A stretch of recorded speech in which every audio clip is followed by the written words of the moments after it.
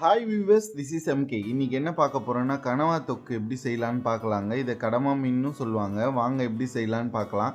இந்த மாதிரி செஞ்சு கொடுங்க. சும்மா எவ்வளோ சாதம்னா கூட அவ்வளோ கன்சியூம் பண்ணுற அளவுக்கு அவ்வளோ டேஸ்ட்டாக இருக்குங்க. கண்டிப்பாக இதை ட்ரை பண்ணி பார்த்துட்டு எப்படி இருக்குது கமெண்ட் பண்ணுங்கள். நான் இன்னைக்கு மண் சட்டியில் தாங்க செய்ய போகிறேன். இந்த மாதிரி மண் சட்டியில் செஞ்சு பாருங்கள். டேஸ்ட் அவ்வளோ அருமையாக இருக்கும். கண்டிப்பாக இதை ட்ரை பண்ணி பார்த்துட்டு எப்படி இருக்குது கமெண்ட் பண்ணுங்கள். அதுக்கு ஒரு மண் பாத்திரத்தை வச்சுட்டு அது நல்லா ஹீட் ஆகட்டுங்க. தேவையான அளவு ஆயில் சேர்த்துக்குங்க. சேர்த்துட்டு ஒரு 2 ஸ்பூன் சோம்பு சேர்த்துக்கலாங்க. சோம்பு நல்லா பொரியட்டுங்க. நெக்ஸ்ட்டு ஒரு கைப்பிடி அளவுக்கு கருவேப்பிலையை சேர்த்து நல்லா பொரிய விடுங்க. நெக்ஸ்ட்டு ஒரு 2 பெரிய ஆனியனை பொடிசாக கட் பண்ணி அதையும் இதோடு சேர்த்துக்கலாங்க. சேர்த்து நல்லா வதக்கி விடுங்க. நல்லா வதங்கட்டுங்க.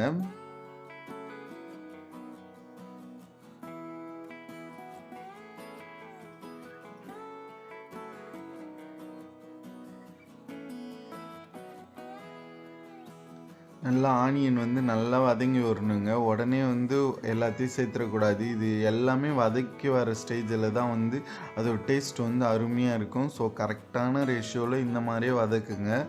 மண் பாத்திரத்தில் செய்யும்போது ஹீட்டை நல்லாவே வித்ஸ்டாண்ட் பண்ணுங்க. ஸோ நீங்கள் இறக்கி வச்சா கூட அதோட ஹீட் நல்லாவே அப்படியே இருக்கும்.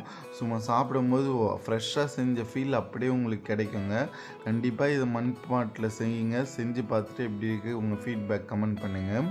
நல்லா வதங்கிடுச்சு. இப்போ ஒரு 2 ஸ்பூன் இஞ்சி பூண்டு பேஸ்ட்டு சேர்த்துக்கலாங்க. வீட்டில் ஃப்ரெஷ்ஷாக அரைச்சது தான் நான் சேர்த்துருக்கேன். ரெடிமேடாக வாங்காதுங்க. அது தேவையில்லாத எசன்ஸ்லாம் சேர்த்துருப்பாங்க. ஸோ அதனால் நல்லா இந்த மாதிரி 2 ஸ்பூன் சேர்த்து நல்லா வதக்கி விடுங்க. ஒரு பெரிய பழுத்த தக்காளி எடுத்து அதையும் கட் பண்ணி வச்சுருக்குங்க. அதையும் இதோடு சேர்த்துடலாம். சேர்த்து நல்லா வதங்கிட்டுங்க. சீக்கிரமாகவே தக்காளி வதங்கிடுங்க. ஏன்னா பாட் ரொம்பவே ஹீட்டாக இருக்குது. ஸோ அதனால் சீக்கிரம் வதங்கி வந்துடும். நம்ம ஃப்ளேம் கம்மியாக வச்சா கூட சீக்கிரமாகவே தக்காளி வதங்கிடுங்க.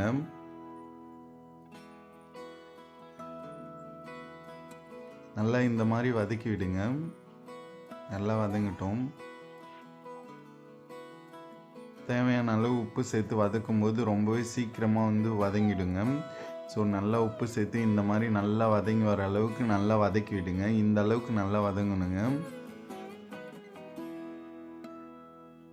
பாருங்கள் எவ்வளோ சீக்கிரமாக இந்த அளவுக்கு வதங்கி வந்துடுச்சுன்னு.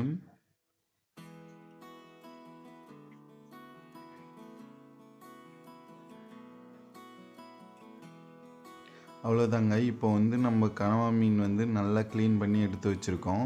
இந்த அளவுக்கு பியூராக க்ளீன் பண்ணுங்க. அப்போ தான் இதோட டேஸ்ட் சூப்பராக இருக்கும். ஸோ இந்த அளவுக்கு க்ளீன் பண்ணி எடுத்து வச்சுட்டு அதையும் இதோடு சேர்த்துடலாம்.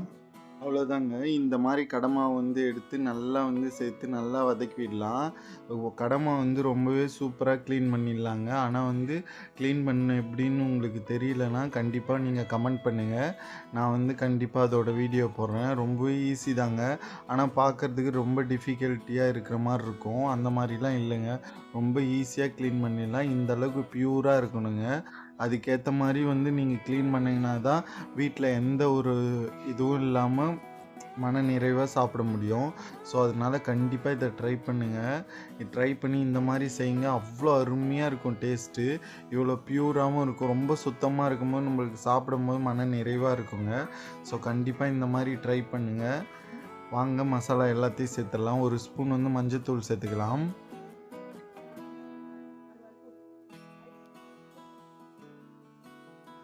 ஒரு 1.5 ஸ்பூன் குழம்பு மிளகாத்தூள் சேர்த்துடலாங்க. ஒரு ஸ்பூன் ஜீரா பவுடர் சேர்த்துடலாம். ஒரு ஸ்பூன் மல்லி பவுடர் சேர்த்துடலாங்க. ஒரு ஸ்பூன் ஜீரா பவுடர் சேர்த்துடலாங்க. அவ்வளோதாங்க. மசாலா எல்லாத்தையும் சேர்த்தாச்சுங்க. நம்ம வதக்கும் போதே ஆல்ரெடி உப்பு சேர்த்துருக்கோம். ஸோ இதை நல்லா இந்த மாதிரி பரட்டி விடுங்க. எல்லாத்தையும் மிக்ஸ் பண்ணி நல்லா இந்த மாதிரி மிக்ஸ் பண்ணும்போதே உங்களுக்கு ஃப்ளேவர் அவ்வளோ அருமையாக வரும்.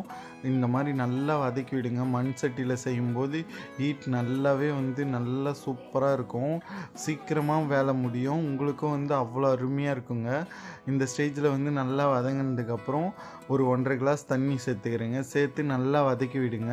இந்த மாதிரி நல்லா மிக்ஸ் பண்ணி விடுங்க. அப்போ தாங்க தண்ணி சேர்த்து வேக வைக்கும் போது நல்லாவே வெந்து வந்துடும். ஸோ அதனால் மூடி போட்டு நல்லா இந்த மாதிரி வேக வைக்கலாம்.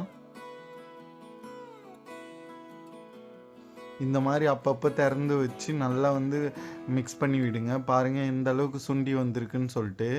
நல்லா வேகட்டுங்க கடமா. ஸோ அதனால தான் நம்ம வந்து மூடி போட்டு போட்டு வேக வைக்கிறோம். இந்த மாதிரி மூடி போட்டு போட்டு நல்லா வேக வச்சு இந்த மாதிரி எண்ணெய் பிரியணுங்க.